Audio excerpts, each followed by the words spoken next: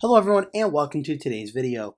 For today's video, I just want to go over some news that 1 week since the 2024 election of 47th President-elect and former President Donald Trump, Trump has announced some cabinet picks he plans to have served in his administration come January. So I just want to go over some of the news we have right now.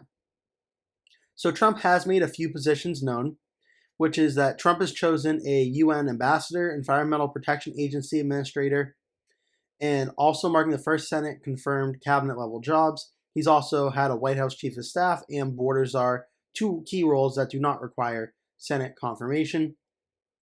Trump is also expected to announce his pick for deputy chief of staff for policy in the coming days as well.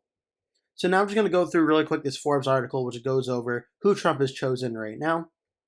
For the Environmental Protection Agency, this one broke a few minutes ago. Donald Trump has picked representative or former representative from New York, Lee Zeldin.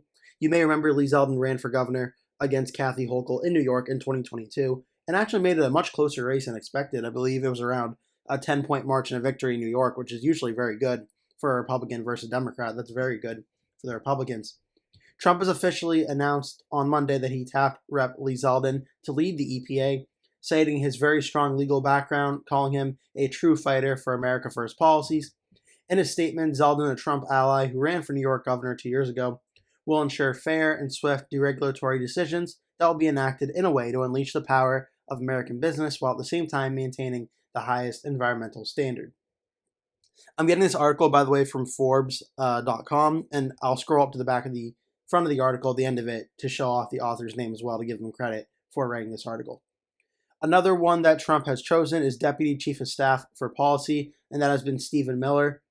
Stephen Miller was a senior advisor for Trump during his first administration and one of the architects of some of his immigration policies, including the family separation program, which the Trump administration got a lot of heat for in his first administration. And Stephen Miller, I also believe, has been involved with the Trump campaign for all of the 2024 election and been a close advisor to Trump, so he's been chosen for that. On the border czar, Trump has chose Tom Homan. Trump appointed former Immigration and Customs Enforcement Director Tom Homan to the role he announced Monday. Trump plans a mass deportation of undocumented immigrants during his second term as president. That's a promise he made throughout the 2024 campaign. And by appointing Tom Homan, certainly suggests Trump is planning to see that plan through. I believe also this is the position that Kamala Harris was tasked with dealing with at the start of the administration for Biden, and Tom Homan will now fill that role. For the UN ambassador, Trump has announced that he'd nominate GOP Congresswoman Elise Stefanik. Elise Stefanik has been a longtime ally of Donald Trump in the House of Representatives, so Trump has chosen her to be the UN ambassador. She's also from the state of New York as well, and she announced today in a New York Post article that she had accepted Trump's offer. I believe that one does require confirmation from the U.S. Senate as well. As for Chief of Staff, Trump has named his co-campaign manager, Susie Wiles, the Chief of Staff. He announced this a few days ago as well, but I wanted to add this in here. She helped run his campaign and obviously did a very good job, seeing as he won.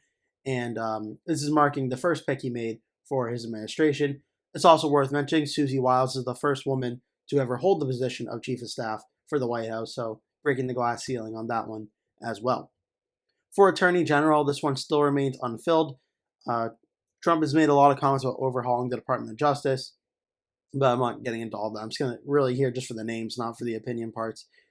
Some names Trump's looking at is Senator Mike Lee of Utah, Mark Pallotta, a former Trump Director of National Intelligence Director, John Ratcliffe, and also federal judge Aileen Cannon, also Trump advisor Kash Patel are a few names the article mentions. For Treasury Secretary, some names that are mentioned are Tennessee Senator Bill Hagerty, a former CEO Howard Lutnick, U.S. Trade Representative Robert Lighthizer, billionaire Scott Bessent, and John Paulson are also some names that are mentioned. For Secretary of State, this is the one I feel like that usually gets a lot of media attention, and it's the one most people are very, very interested in. Some names that have been mentioned so far are Senator Marco Rubio from Florida. Of course, he was one of the finalists for the VP pick when Trump chose J.D. Vance. Rubio was reportedly in the final three, so that could be a very interesting one. It brings Rubio to Trump's administration. It also, a little galaxy branding here, would Rubio accept this position, that would leave an open Senate seat in Florida, And it is worth mentioning that Governor Ron DeSantis is term limited in 2026. He cannot run for re-election. So if DeSantis wanted to appoint himself to that seat or appoint someone to only run for to fill out the remainder of Rubio's term and then run for the seat in 2026 or 2028, whenever the next election or special election is, that could be a possible move. Another possible candidate is Rick Grenell, the former U.S. ambassador to Germany, who's also the first openly gay cabinet secretary in U.S. history. He's a longtime Trump ally as well. Senator Bill Hagerty is also being mentioned as a potential contender for Secretary of State. For Defense Secretary, Trump has contacted Representative Mike Rogers from Alabama, not the Mike Rogers who ran for Senate in Michigan. This is the representative from Alabama. He's one that could be chosen for Defense Secretary, as well as Representative Mike Waltz from Florida is also a potential option. For Energy Secretary, it's expected that this is going to be former presidential candidate, Governor of North Dakota, Doug Burgum, also considered for Trump's VP once upon a time back in the summer. Burgum is likely going to fill this spot and be Trump's energy czar. Again, that we're going to wait confirmation on that, but I think that one's pretty likely to happen. For Homeland Secretary or Security Secretary, there's Representative Mark Green of Tennessee, Chad Wolf, Mark Morgan are all names the article lists. For CIA Director, Ratcliffe Waltz Patel come up again as potential people. For Education Secretary, Vivek Ramaswamy, this is the first time his name's been mentioned as a possible option, as well as former Education Secretary under Donald Trump, Betsy DeVos. She's certainly someone to keep an eye on as well. As for Elon Musk and Robert F. Kennedy and what their roles could be in the administration, I think Trump is certainly going to have them in his administration, have a very sizable, prominent role. The question will be, will they have an official title role, or will they kind of work behind the scenes and just basically find ways to make the government more effective? If they want to do, for instance, RFK Jr. for House and Human Services, that would mean that Kennedy would have to go through a Senate confirmation process. Maybe Trump or Kennedy doesn't want to go through that, and Trump will just have him basically do it behind the scenes without having the actual title. So these are all questions to keep an eye on. I wouldn't be surprised if RFK Jr., Ramaswamy, and Elon Musk all essentially do that, where they work behind the scenes and make things more effective without really being confirmed by the Senate.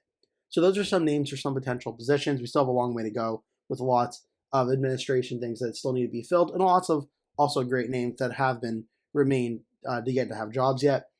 Two that are not going to be coming back are former South Carolina Governor and Ambassador Nikki Haley and former Secretary of State Mike Pompeo, who Trump released a statement a few days ago saying they would not be back in a second administration, but he also thanked them for their service.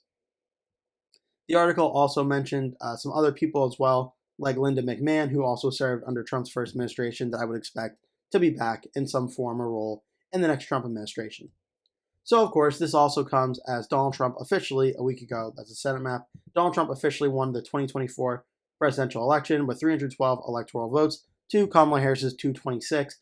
A lot of the battleground states were very, very close, but electorally at 312 electoral votes, Donald Trump did win a pretty large electoral college landslide, winning every single battleground state that there was in the 2024 election, including holding on to every state he won in 2020 that was competitive, like North Carolina.